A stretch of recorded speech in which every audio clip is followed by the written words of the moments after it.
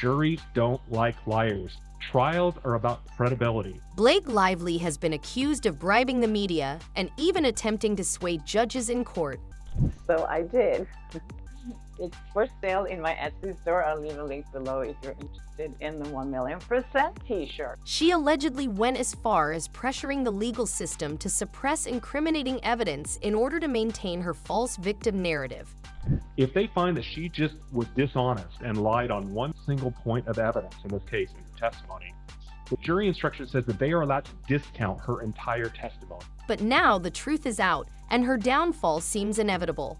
Blake Lively has become Hollywood's biggest disaster. You'd think her career hit rock bottom with her stiff performances and the dreadful rhythm section, but she's managed to sink even lower. It seems insurmountable. It seems like this case cannot be settled. Forget bad acting choices. This time, we're talking full-blown corruption, bribery, and getting caught red-handed in court. You know how celebs usually get away with anything? Yeah, Blake tried that, but she was so bad at it that even the judge had to call out the nonsense. Her testimony won't even count. And that is that's a harsh reality, because if the jury chooses not to listen to anything she has to say, she's the best witness in this case. Her lawsuit against Justin Baldoni is a joke that just keeps getting funnier. Except now, there are allegations that she and her team tried to bribe the judge to cover up damning evidence. And trust me, when you hear how desperate she got, you'll wonder if she'll ever show her face in public again. So her testimony is super important in this case. And if you can show the jury that she's lied, juries don't like liars. Trials are about credibility. Judge Lyman, who has clearly had enough of this nonsense, straight up called the case a war between PR firms rather than a real lawsuit. That's legal talk, for this is a bunch of Hollywood BS. Imagine being so shamelessly manipulative that a judge has to publicly call out your circus. Trials are about the truth, and juries want the truth. And if you lie to them, they will hold it against you. But let's rewind to how we got here. When Blake first filed her lawsuit against Baldoni, she played the innocent victim like she was starring in another Nicholas Sparks movie. She swore she had proof, claimed she had receipts, and painted Baldoni as the ultimate villain. And that's why you think, like you mentioned before, that you think this video is the most damning evidence that Baldoni has so far. I think so, and it's better than worse. But plot twist, she got exposed as a liar. So what does she do?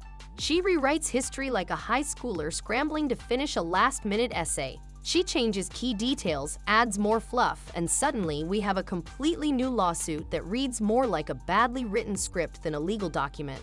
Number two, the SH has nothing to do with taking over the movie, even though she doesn't deny that she took over the movie. Of course, it'd be probably impossible to do that.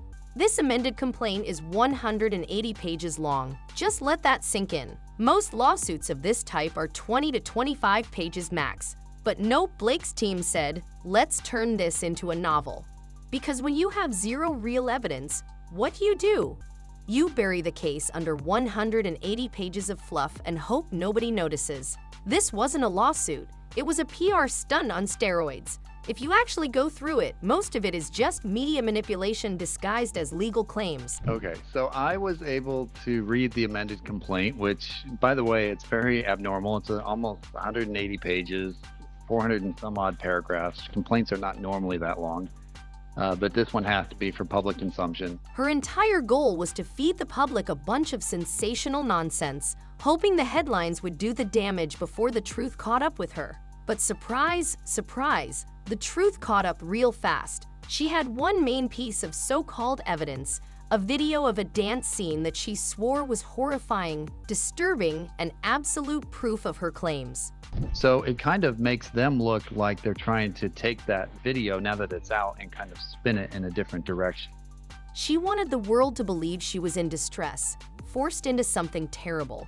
But then the full, unedited video leaked, and guess what? She was smiling, participating, and completely comfortable. Blake Lively had changed some stuff up in her amended complaint. Now she's describing that dancing scene very differently than she did in her first complaint. Legal experts immediately tore her claims apart. Her strategy was unraveling right before her eyes, and her PR team was probably sweating bullets. This is when the real desperation kicked in. Blake Lively made, and she lied in their minds about what occurred during the dancing scene because she wasn't aware that there was audio that would maybe explain and give some context to what was happening there. So of course she changes her in her amended complaint, she changes the view of it a little bit. She changed her story again because clearly one version wasn't enough. First, she claimed she was forced into an uncomfortable scene, but when the video proved she wasn't uncomfortable at all, she suddenly shifted gears, insisting that Baldoni wasn't in character and that she was being forced to act like she liked him. Really what they did is they said, well, yes, all of that happened, but when Baldoni was in that scene dancing, he wasn't in character. And she was being forced to act as though she loved him, which is, in my mind, just acting. Let's just pause for a second and appreciate how ridiculous that sounds. Imagine filing a lawsuit because you had to act in a movie. That's literally your job. What's next? Are actors going to start suing directors because they didn't like their co-stars? I had to pretend I loved him in the script. This is a crime. No, girl, that's your paycheck. And so rather than saying that these horrible things happened, now they're saying, well, no, yeah, but she didn't want that. And he wasn't really in character, and it wasn't within the context of what it should have been. So they're trying to skew it kind of a different way. At this point, even legal analysts were done with her. You know a lawsuit is bad when lawyers are struggling not to laugh while discussing it. One of them even pointed out that if you lie in court, judges have the power to tell the jury to completely disregard your entire testimony. That means just one lie, just one, and everything else you say can be thrown out. Number 4, the smear campaign designed by Baldoni's team was intended to derail the SH claims that Lively brought later in time, which seems a little odd to me. Blake Lively didn't just tell one lie. She built an entire fake lawsuit out of them. If this goes to trial, she's toast. Her bad press came in early August, and yet the complaint to the CRD didn't happen till December 20th. And here's where it gets even worse. Instead of admitting defeat like a normal person, Blake tried to take it a step further. Because when you have no case, no credibility, and no dignity left, the next best move is to bribe the court. That's Blake Lively's PR firm begging to be let go of the case. I think actually they may have the worst messages of all. Her legal team suddenly pushed for something called an attorney's eyes only AEO protection order. Now, for those who don't speak legalese, this means that only the lawyers, not even Blake or Baldoni themselves, would be allowed to see certain key documents and messages. Let's be real, there's only one reason you'd ask for this: to hide something explosive. But it gets even sketchier. Someone close to the case dropped a bombshell, saying there were 100 million reasons why Lively's team was so desperate to keep this information hidden.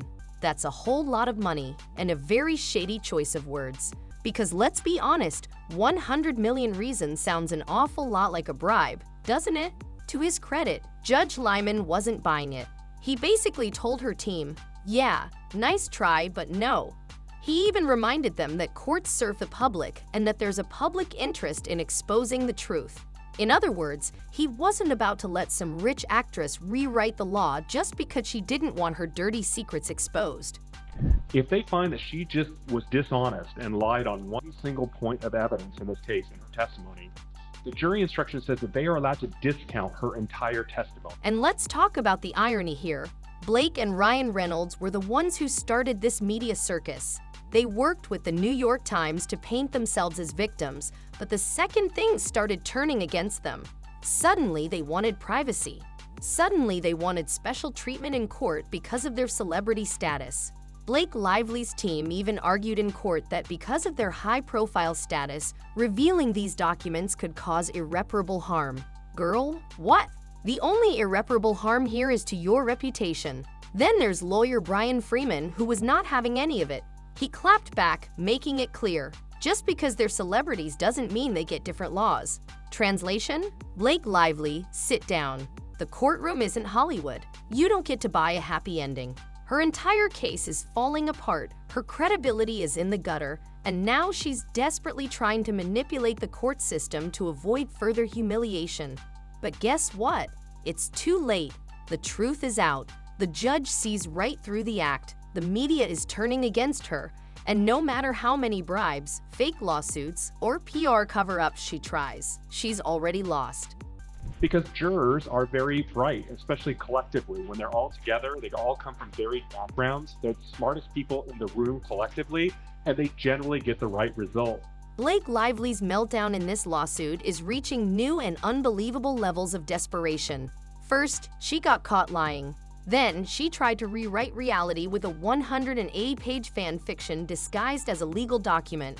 And now she's literally trying to bribe the legal system to cover her tracks. When you're losing this badly, the only thing left to do is throw money at the problem and pray it goes away.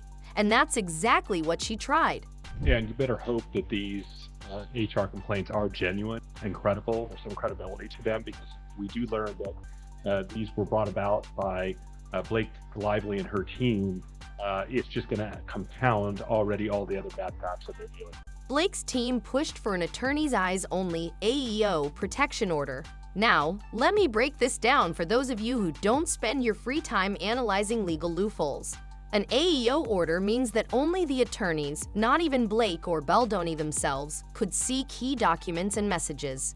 Why? Because Blake Lively is hiding something so explosive, so incriminating that she's doing everything in her power to make sure no one ever sees it.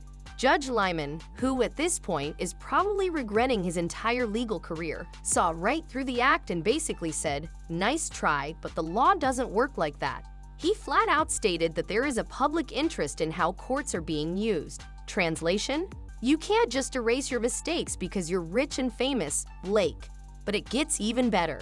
Blake's lawyers, clearly grasping at straws, argued that revealing certain texts would cause irreparable harm. What does that even mean? Irreparable harm to who? Blake?